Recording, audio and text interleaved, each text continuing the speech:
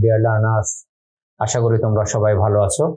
আমরা আজকে নতুন আরেকটি শব্দ নিয়ে তার ব্যাখ্যা করব এবং তার প্রয়োগগুলো দেখাবো।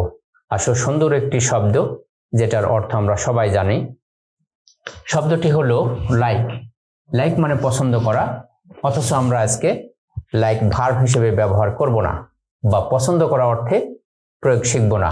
আজকে শিখব লাইক মানে মতো বা ধরন অথবা সুলভ। তার মানে লাইক মানে মতো, ধরন বা সুলভ, এর ব্যবহারটা দেখব। প্যাটার্নটা আসলে দেখে নিই।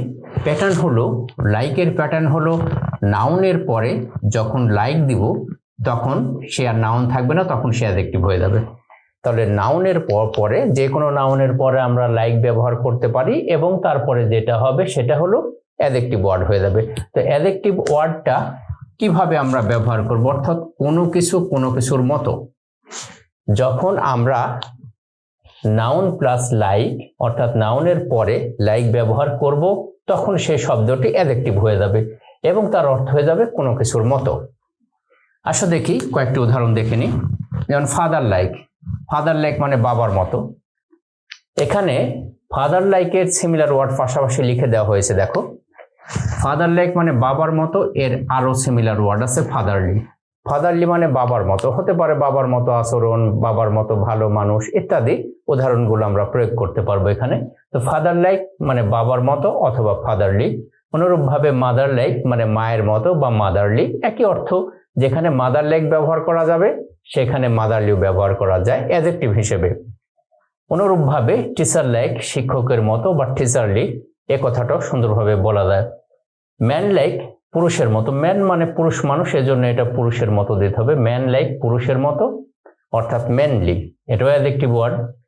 যেখানে আমরা ম্যান লাইক ব্যবহার করতে পারি সেখানে ম্যানলি ব্যবহার করতে পারি।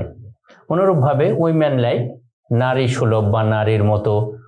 অনুরূপভাবে উইম্যানলি এটা বলতে পারি।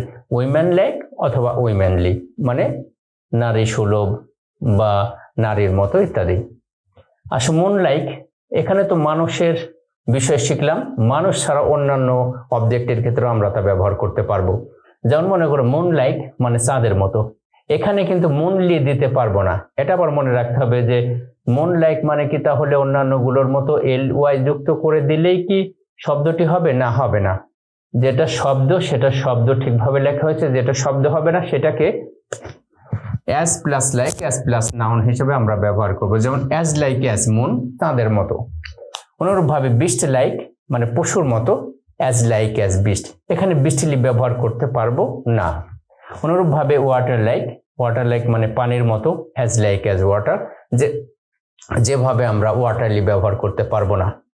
আসো উদাহরণ দিই এবং উদাহরণের মাধ্যমে বোঝানোর চেষ্টা করব।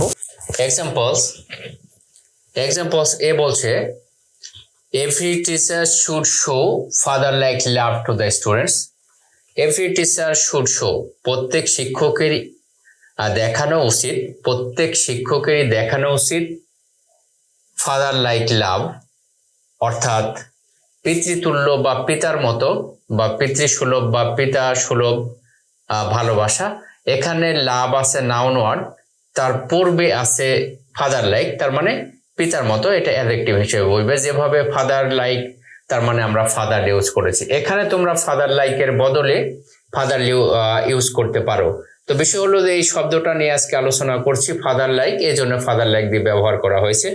Every teacher should show father like love, পিতৃসুলভ ভালোবাসা প্রত্যেক শিক্ষকেরই দেখানো উচিত টু দ্য স্টুডেন্ট, শিক্ষার্থীদের প্রতি। পরের উদাহরণে বলছে each women should have mother like behaviour.